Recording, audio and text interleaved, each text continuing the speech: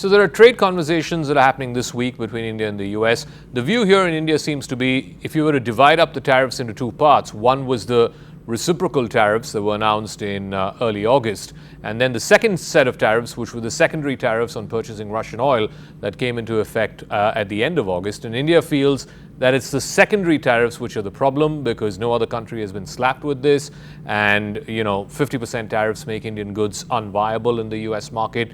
So if Trump were to walk back on the second set of tariffs, India can live with the first set of tariffs. What are the chances that Trump might walk back on the second one, and what will it take for him to walk back on it?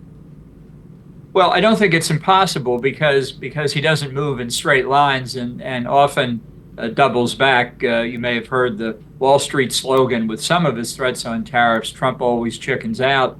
In this case, he did put the extra 25% tariffs in effect, but he could pull them back. I think it's possible. I don't know when, but I do think it's possible. My understanding was as well, there was concern in India that on the, I'll call them the underlying economic tariffs, that Indian negotiators thought they and their American counterparts were making progress, when all of a sudden Trump called off a round of negotiations, I think it was back in August, and put 25% tariffs on. That happened to other countries too. That's not consolation, I understand, but that's the way Trump tends to do things. So if those negotiations resumed, that I think would also be a positive sign, because it may be the two sides were actually not that far apart in reaching an agreement. Maybe neither side liked it, but it could be the tariffs would end up being lower than that first tranche of 25%.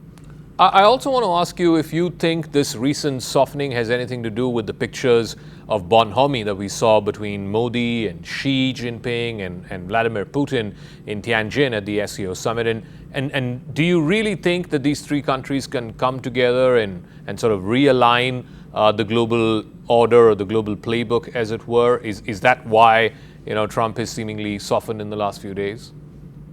Well, I think the pictures may have had an effect. I think that's what Prime Minister Modi intended. I think that's the way it was read in the United States.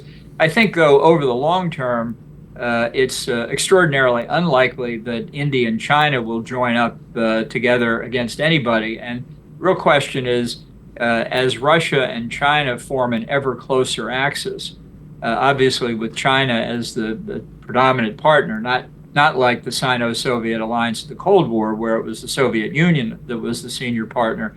I think that inevitably poses